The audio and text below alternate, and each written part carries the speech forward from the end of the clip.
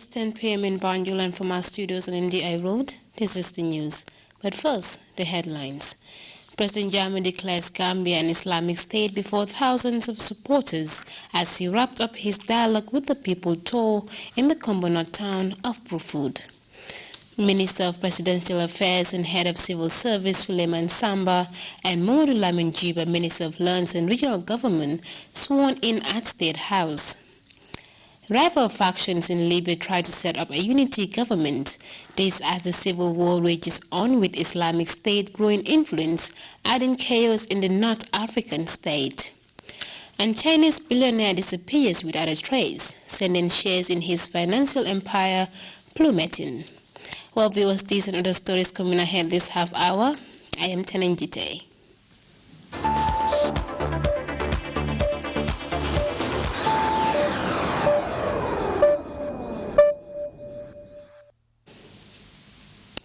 The President of the Republic, His Excellency Sir Professor Alhaji Dr. Yahya AJJ Jammeh Babili Mansa, has declared the Gambia as an Islamic state in line with the country's religious identity and values. Professor Jammeh made the declaration as he wrapped up his 2015 Dialogue with the People tour in a well-attended meeting in Brufut, Kombo North. As we hear in this report by Mamadou Jallo, the development marks a new beginning for the Gambia as it strives to shed its colonial legacy and mentality. The 2015 President's Dialogue with the People's Tour Thursday wrapped up on a high note with a meeting held at Brufut, Kombo North. The meeting, which attracted a record number of supporters and well-wishers who filled the Brufut football field for a meeting that will forever be remembered in the history of the Gambia. The alcalde of the village, Malamin Kajor Bojang, set the tone for the numerous other speakers, welcoming Professor Jammeh and entourage into Brufut. The village head praised the Gambian leader for his foresight and Pan-African statesmanship, which has won him accolades worldwide. The paramount chief, Alhaji Demba Sanyang, recounted the numerous developments that have transpired in the past 20 years, and assured Professor Jammeh that as custodians of traditional culture and values, they will continue to ensure the supremacy of the ruling party. Several other speakers, such as Village Chairman Bajamba Bojang, Alimatu Nene Jallo, and Regional Chairman Alhaji Ibrahim Solomare, both hailed Professor Jammeh for bringing development to Brufut. The Governor of the West Coast region, Aminata Sifai Haidara, thanked all stakeholders for ensuring a highly successful meeting, a product of party unity and discipline. Governor Haidara further stated that the President's intervention in restructuring the party has paid great dividends in the West Coast region. She called on the people to repay the President's work by staying loyal to him as a fulfillment of their side of the bargain. The Minister of Interior, Usman Sonko, deplored the bagway to Europe syndrome, popular among young people, and cautioned elders to equally discourage them from venturing into such perilous journeys.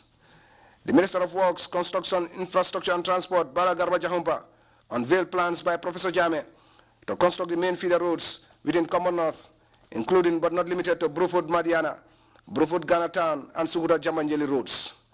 Minister Jahumpa, popularly known as Action Man, also urged Gambians to shun politics of tribalism and focus on promoting the development of the country. Speaking at the close of the meeting, the Gambian leader, His Excellency Sir Professor Alhaji Dr. Yahya Jammeh Babili Mansa, thanked the people of Brufut for their patience and continued support. He recalled the promises he made them since 1995, promises he said he will fulfill next year, which will transform Brufut into the envy of the Gambia. As President, Professor Jammeh spoke of his development-oriented stance, which he stressed he will pursue without fail. He, however, praised Gambian women for their hard work and resilience, even in difficult circumstances, urging men to complement their efforts in order to reduce the burden on them. Professor Jammeh also urged Africans to shed the colonial mentality, arguing that as a Muslim-majority country, the Gambia cannot afford to continue the colonial legacy. He therefore proclaims the country an Islamic state, which will uphold its Islamic identity and values, whilst also respecting minorities and other religions. Accepting Allah's religion as your religion and as your way of life is not negotiable. Let me make it very clear. That does not mean Christians cannot worship their way of life. Christians will be given their own respect. The way they celebrate Christmas or whatever will continue. Our relationship with all the rest of the religions, nobody has the right to interfere with their way of life. He further said that the Gambia will be a model for the rest of the world and will project a good image of Islam as opposed to the one which has been desecrated by so-called Muslims. Professor Jammeh therefore warned against any rush to enforce religious values on anyone, saying no one should take the opportunity to force women to adhere to a specific dress code or act as some religious police.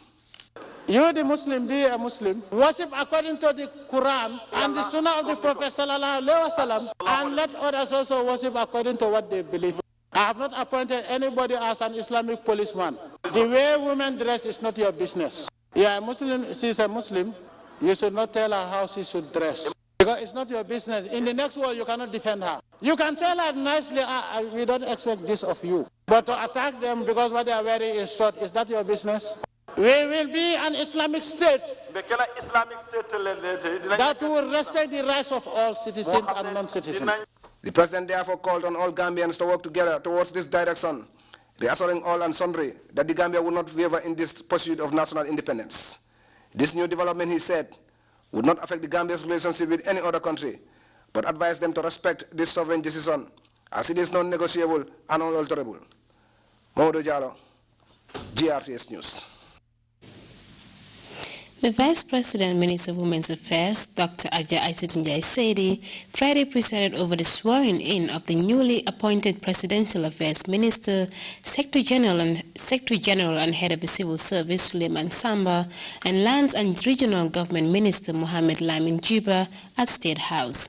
Buba SMCC reports. I, Suleiman Samba, do swear that I will execute the functions of the Office of Minister of Presidential Affairs, Secretary General and Head of the Civil Service of the Republic of the Gambia, without fear or favor, affection or ill will, according to the Constitution and other laws of the Gambia. So help me God. I, Mohamed Lamin Jiba, do swear that I will execute the functions of the Office of Minister of Lands and Regional Government of the Republic of the Gambia, without fear or favor, affection or ill will, according to the Constitution and other laws of the Gambia. So help me God. The oaths were administered by the Secretary to Cabinet, Mr. Nuha Toure, and shortly after taking the oath of office, allegiance and secrecy, the ministers expressed gratitude to President Jammeh for the appointments, assuring their Cabinet colleagues of their resolve to create a collaborative relationship capable of ensuring the attainment of goals contained in national development blueprints. We are emboldened by His Excellency's unfettered willingness to guide, support, and motivate us through his inspirational leadership. We are also emboldened by the collegial relationship that exists in Cabinet, but also by the culture of mutual support and reciprocity amongst ministers. We will, in your midst, as our colleagues, do our best and try to employ and carry out our responsibilities to the best of our abilities. I wish to thank the President of the Republic, Sheikh Professor Alhaji Dr. Yaya AJJ Jammeh, for singling me out of the lot to appoint me as Minister for Ministry of Lands and Regional Government. I am right so with the team of professionals I have at the ministry, with the fact that I have cabinet colleagues like you, I'm of the view that we will work hard to attain the mandate that has been given to us by government. Ministers Serif Bojang, Dr. Abubakar Senghor, and Fat Lamin Faye congratulated the new ministers of cabinet and assured them of their support and encouragement. His Excellency the President is the best teacher we all have, and I'm sure with his guidance there is no option of failure. I thank His Excellency the President, Sheikh Professor Alhaji Dr. Yaya AJJ Jammeh, for his wisdom in selecting you two fine gentlemen to man these positions. This oath that we have taken, you have just taken, has virtually renewed your commitment and the divine covenant that all human beings in the world of spirituality signed or sealed with Allah subhanahu wa ta'ala. So therefore, we look forward to you meeting the expectations of the Gambian people. The task is enormous, but it won't be difficult because of the fact that if you are able to put a strong team around you,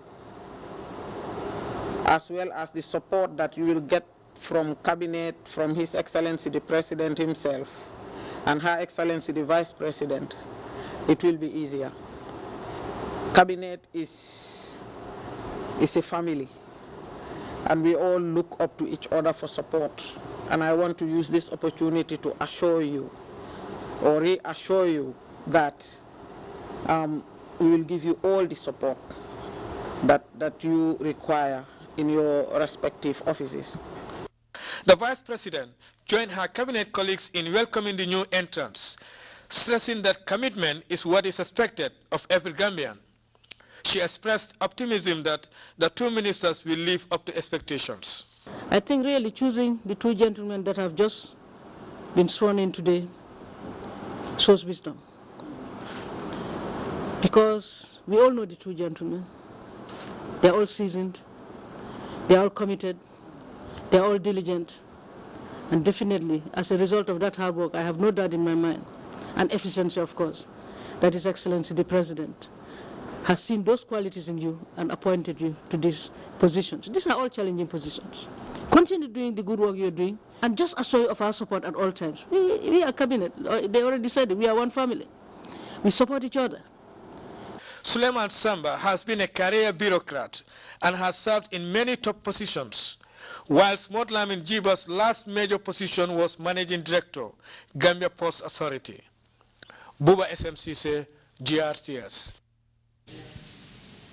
Health experts recently gathered to review and contextualize the Mental Health Gap Action Intervention Program designed by the WHO. The 3-day forum was meant to sensitize healthcare workers on mental health leadership advocacy program. Khadija Jallo reports. And leadership program is existing in all English-speaking countries in West Africa, including the Gambia. Looking at the low rate of mental health specialists in the region compared to the number of mental health patients, this program, according to organizers, seeks to equip participants with the requisite knowledge to care for the vulnerable. The main focus of the next 3 days is to adapt a tool which is called MH Gap Intervention Guide, a tool which was designed by the World Health Organization to be used by non-specialists in mainly any country, but mainly in low and middle income countries where specialist mental health providers are very few. So when we have contextualized this instrument for the Gambia, in the next year or two, we are also going to train people to use it and to train others. As again, the chair of the Stakeholders Council mentioned that it's important not just to know, but also to share the knowledge that you have. The chairman of MH Lab, Gambia Group, hailed their partnership with the Health Ministry. The partnership with the Ministry of Health and Social Welfare has been a laudable one, and it has contributed immensely towards the achievements of the MH Lab Gambia Group. And you'll all agree with me that we have done a lot together in common, in partnership, and this will continue because we are here to serve our brothers and sisters. Dr. Samba Sise, stepping in for the Minister of Health and Social Welfare, commended the steps taken by partners, describing it as a move that would go a long way in complementing their efforts in improving mental health care in the country. With the help of nurses trained in psychiatry, we are able to manage some of the cases that we have. So getting a standard treatment manual that is adapted to our context will go a long way in easing the problems that we currently encounter. And we want to thank MH Lab, for facilitating this, and we want to thank Professor and his team for coming here and helping us getting something that is relevant to us, that is Gambian, and that is developed by us from the generic guide that is from the WHO. This 3-day convergence is expected to provide participants with valuable opportunity to discuss issues surrounding mental health in the Gambia. Khadijatu Jallow, GRTS News. Volunteers from neighboring villages in Pachar and Pata in Casamas on Tuesday began harvesting the vast Vision 2016 rice fields in the Central River region. As we hear in this report by Ibrahim Jallow, more volunteers are needed to complete the job. President Jammeh's Vision 2016 rice fields in Jahali Pachar is overdue for harvesting, with no doubt about the productivity of different varieties of rice planted on what can be described as the country's biggest agricultural project. Scores of volunteers, young and old from Pachar and surrounding villages, including Flabantang, spreading as far as Pata, a village in neighboring Casamas, on Tuesday descended here with renewed commitment to harvest the rice. GRTS ventured into the fields and caught up with some of the volunteers to sound their opinions on the Gambian leader's inspirational call. Speaking on behalf of Flabantang youth volunteers, Jibi Kamara said his group and the entire people of CRR will continue to lead in any activity to be carried out on President Jammeh's fields. He said it's their duty to set example for others, as the Vision's fields are found within their region. Farm officials and local government authorities were also in the midst of the activities, and this is what some of them had to say. Here is non-stop, in other words. Here we have to continue, year in, year out, there will be production. Come what may, we will produce. So, I mean, what we are doing now is kind of staggering. That is, we don't want to produce at a go. This is because there are certain things that we are trying to avoid. One is the post-harvest losses. Two is the issue of bad scaring. If all the rice mature at the same time, we will be having issues with this. Either post-harvest will be high or bad scaring will be a problem. For Gambians, I always lament that we must understand that the President, His Excellency, Sir Professor Dr. Alhaji Aya Jammeh, is not doing anything for himself. All what he's doing is doing for the Gambian people. He wants our freedom, to show our dignity. And we cannot get these things when we are hungry. And his drive is to eradicate poverty in this country. However, one of the most issues captured by us are the encouraging remarks from the volunteers, especially from the likes of one Malan Sano. Despite his age, this man joined dozens of volunteers, all from Pata village in Casamas, to help in the harvesting. Speaking in Mandinka, Sano spoke about the Gambian leader's Pan-African stance and how volunteers like him and many others are inspired by President Jammeh Babeli Mansour. The general manager of Vision 2016 Fields, Major Shidi Balde, capped off the event with these words. A leader with difference, because if you see people living far and wide coming, it's because of who he is. He is exceptional. He has made this place heaven on earth for us, because what we know here is cultivation, is rice production, and he has brought it to our doorsteps. So it is our own responsibility to make sure that we also partake, and then partake heavily in making sure this food self-sufficiency drive we're calling for is attained. Although much has been done on Tuesday, work continues on Wednesday with a larger number of volunteers expected to do their part. These Casamas guys left all the way from Pata and beyond Pata itself. It's far from here. But they say they cannot sit down and then see what our president is doing, and they didn't come to partake. So that love that they have for him and his style of leadership, his leadership qualities that he has, that is why all of them requested vehicles to come. Well, if you are doubt as to whether the Gambia can feed itself, it's because you don't set your eyes on the Vision 2016 fields, especially here in Pachar, where agriculture is a continuous process. However, as harvesting began in earnest, dozens of volunteers descend on the farm on a daily basis to help gather the produce. But with all that, farm officials are still calling for more volunteers to come and help in the process. Ibrahim Jallow, reporting from Jahari Pachar for GRTS News. Well, highlights of that harvest will be aired on Saturday at 10:30 p.m. An inferno has ravaged a compound in Serrekunda, London. The Serrekunda family is soliciting support from any Samaritan to come to their aid. Jata has the rest of that story. The fire outbreak which raised down the Serrekunda family compound has left occupants with virtually nothing to recover from the burned-down structure. Ida Cisse, a member of the Cisse household, was clear about the cause of the fire incident. Well, according to my mom, my ill mom in fact, she was lying in her bedroom, and all of a sudden she perceived the scent of burning wires. And when she tried to call out for help and nobody answered, she came out of his room. She came out of her room and saw that all the TV set and the sofa was already on fire, and then she tried to run out. The curtain was already on fire also. Then she tried to run out of the house. Her head tie also got fire, and she managed to remove it, ran outside and shout, "Fire, fire." While I was in my own apartment, I heard the shout, a voice calling out, "Fire, fire." I also ran out of my apartment outside, trying to call the attention of the neighbors. And by the time I came out and got their attention, my own apartment was already on fire as well. The fire outbreak has left many of the occupants here with nothing to retrieve from the house.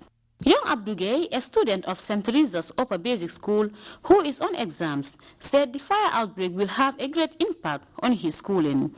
After losing all his learning materials to the fire outbreak, Kole Conte spoke of utter destruction in the wake of the fire outbreak. Families and relatives of the victims are calling for urgent help to enable this desperate family recover from what has been a devastating fire outbreak. Aissatou Jata, GRTS. From the report by Aissatou Jata, we'll take our first break. We'll be right back with news from outside the Gambia. Do stay tuned.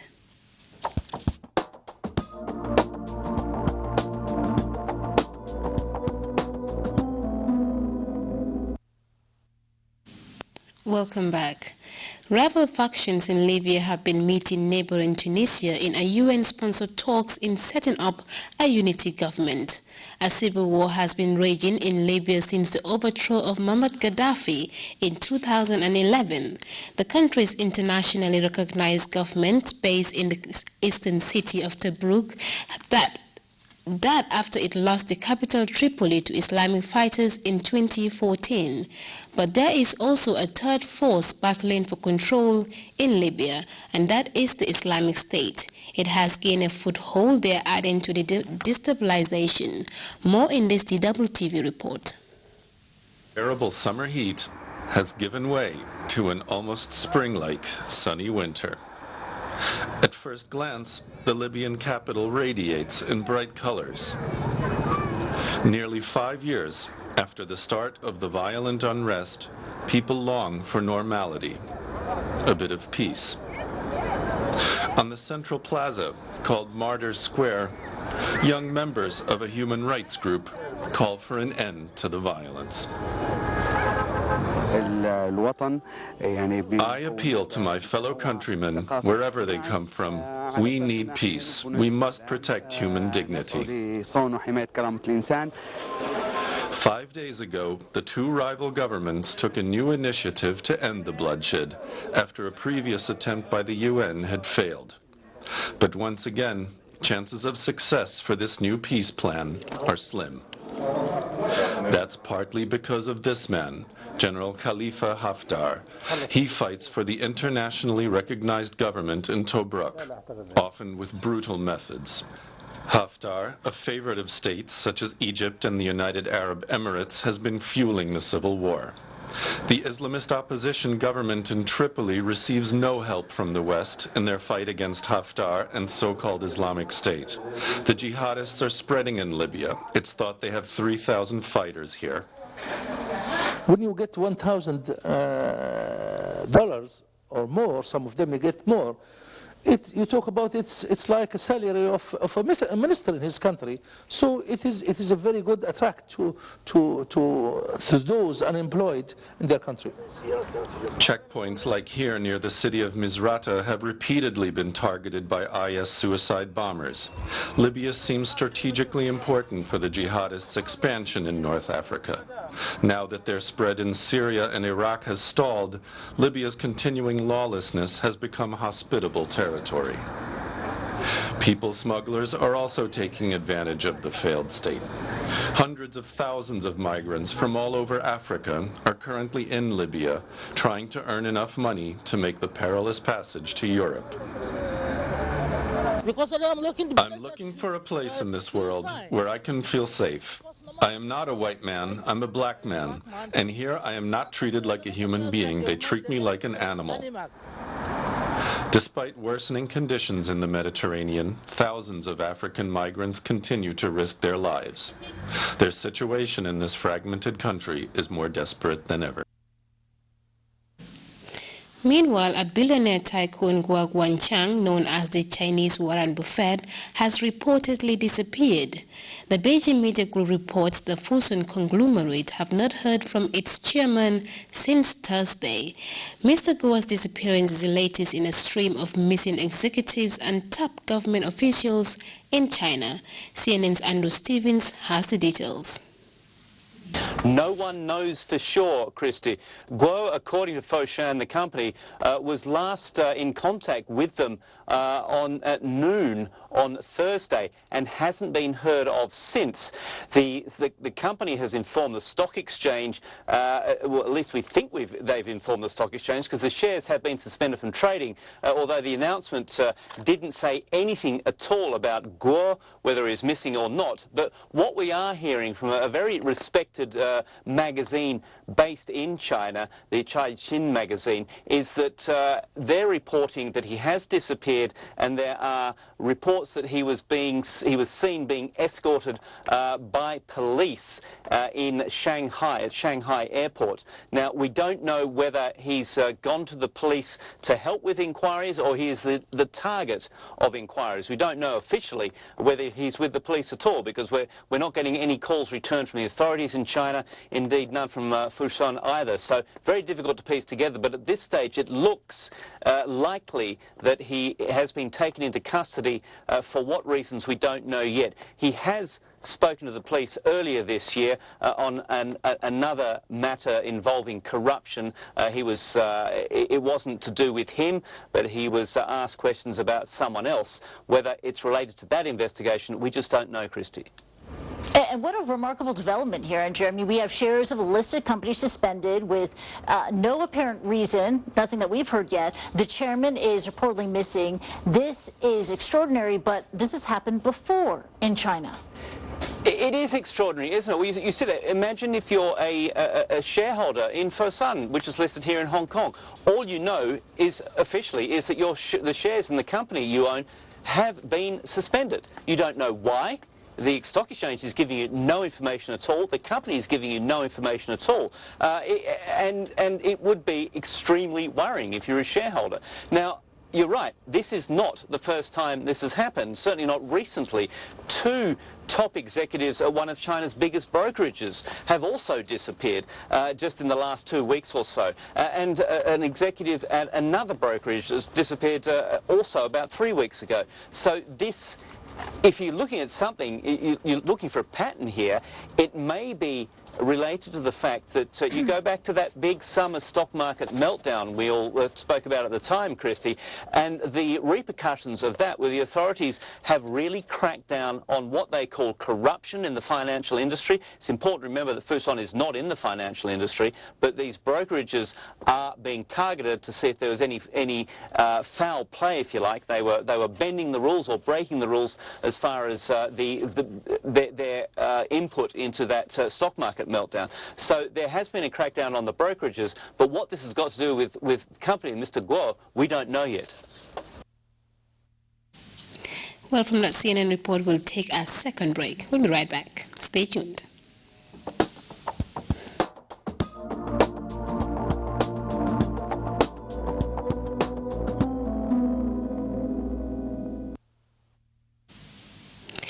Well, before we take leave of you, a quick recap of our day's main stories.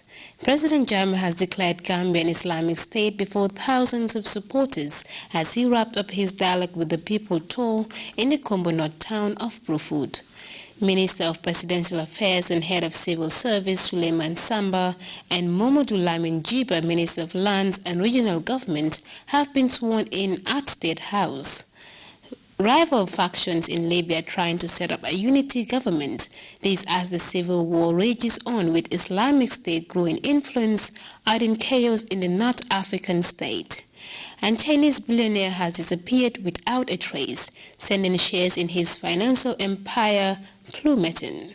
Well, viewers, that was all in this edition of the news. Thanks for the pleasure of your company. Do stay with us, and I am TENENG GITTEH.